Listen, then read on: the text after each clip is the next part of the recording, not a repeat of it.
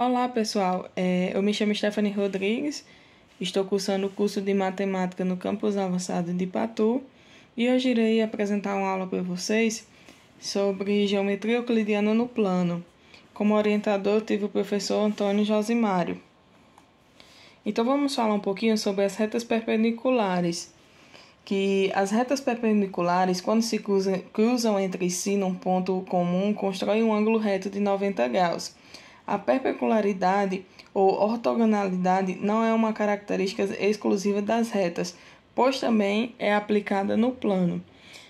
Observe abaixo na imagem, nela há duas retas no plano cartesiano, a reta R e a reta S, que se interceptam no ponto P, formando o ângulo de 90 graus. No slide anterior, há uma imagem com duas retas perpendiculares que se intersectam em um ponto, formando um ângulo de 90 graus. Genericamente, M1 representa o coeficiente angular da reta R e M2, consequentemente, é o coeficiente da reta S. Essas retas só serão consideradas perpendiculares nas condições abaixo. M1 multiplicado por M2 igual a menos 1, ou M2 igual a menos 1 dividido por M1, ou M1 igual a menos 1 dividido por M2. Deste modo, podemos, a partir das relações estabelecidas entre M1 e M2, é possível afirmar que as duas retas perpendiculares terão os mesmos coeficientes angulares opostos e inversos. Então, assim, A1 representa o ângulo de inclinação da reta S, enquanto A2 é o ângulo da inclinação da reta R. Quando essas retas se cruzam, o triângulo ABC é formado, e a partir dele torna-se possível fazer as seguintes relações. A2 igual a 1 mais 90 graus. No cálculo tangente, dos dois lados da expressão temos TGA2 igual a TG, abre parênteses, A1 mais 90 graus, fecha parênteses. Sabendo que o tangente de um ângulo é dada pela razão entre o senso e o consenso desse ângulo, obtemos a seguinte equação. Como M1 igual a TG A1 e M2 igual a TG A2, podemos afirmar que M2 igual a menos 1 dividido por M1, ou M1 multiplicado M2 igual a menos 1, logo R e S serão retas perpendiculares. A altura de um triângulo é um segmento de reta perpendicular a um lado do triângulo ou seu prolongamento, traçado pela vértice oposto. Esse lado é chamado base da altura, e o ponto onde a altura encontra a base é chamada de pé da altura. Então, assim, lembrando que a altura é uma seviana especial. Seviana é um segmento de reta que liga uma vértice de um triângulo a um ponto qualquer do lado oposto. O ponto de interseção das três alturas de um triângulo, denominado de ortocentro. No triângulo ocutângulo, o ortocentro é interno ao triângulo. No triângulo retângulo, é o vértice do ângulo reto. E no triângulo obtusângulo, é externo ao triângulo. Os três vértices juntos, como os ortocentros, formam um sistema ortocêntrico. Como achar a altura de um triângulo? Na imagem 1, vamos ver que a área de um triângulo ela é representada por A igual a 1 sobre 2 BH. A é igual à área do triângulo e o B igual ao comprimento da base do triângulo. H igual à altura da base do triângulo. Na imagem 2, vamos observar o triângulo e determinar quais são as variáveis conhecidas. Nesse caso, já sabemos o valor da área e, por isso, pode usá-la para definir A.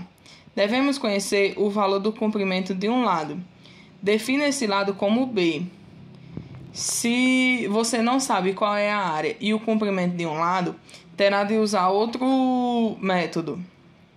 Então, assim, qualquer lado do triângulo pode ser a base, não importando como ele tenha sido desenhado. Para visualizar esse conceito, imagine-se girando o triângulo até que o comprimento lateral conhecido seja o da parte de baixo. Por exemplo, se você sabe que a área de um triângulo é igual a 20 e um de seus lados tem medida 4, logo A é igual a 20 e B igual a 4. Na imagem 3, vamos inserir os valores na equação A igual a 1 sobre 2 BH e faça os cálculos. Primeiramente, multiplique a base B por 1 sobre 2 e a seguir divida a área A pelo produto. O valor resultante representará a altura do triângulo. Então, assim, nosso exemplo é 20 igual a 1 sobre 2 igual a 4, né? Multiplicado por 4.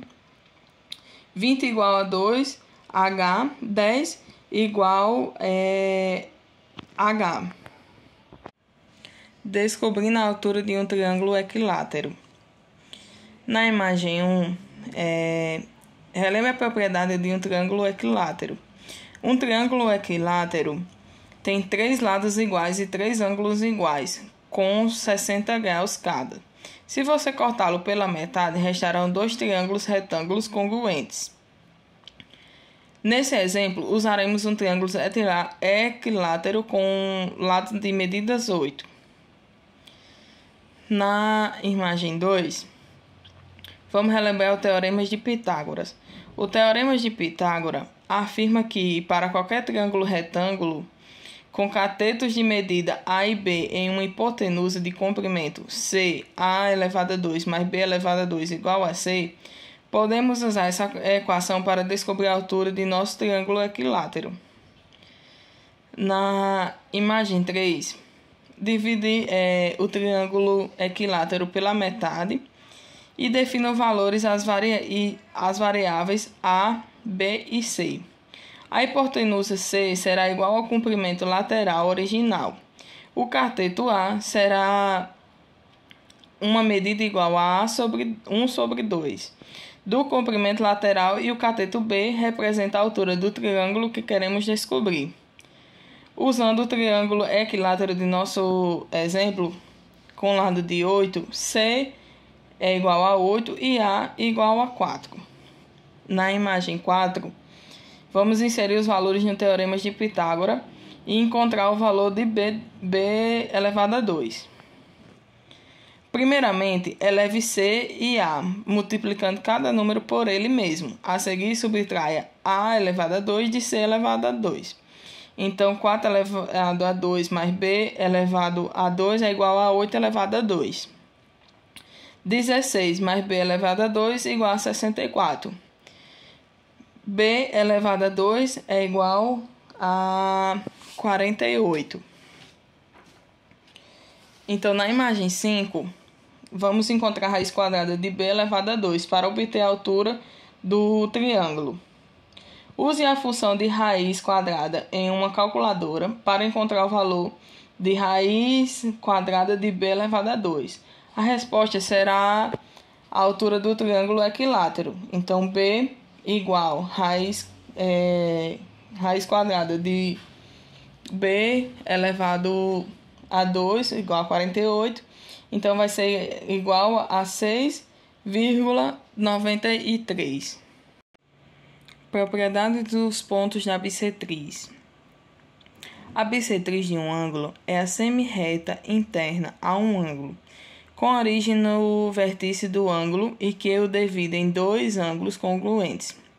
No aplete à direita, a bissetriz do ângulo BAC está em vermelho. Propriedade da bissetriz.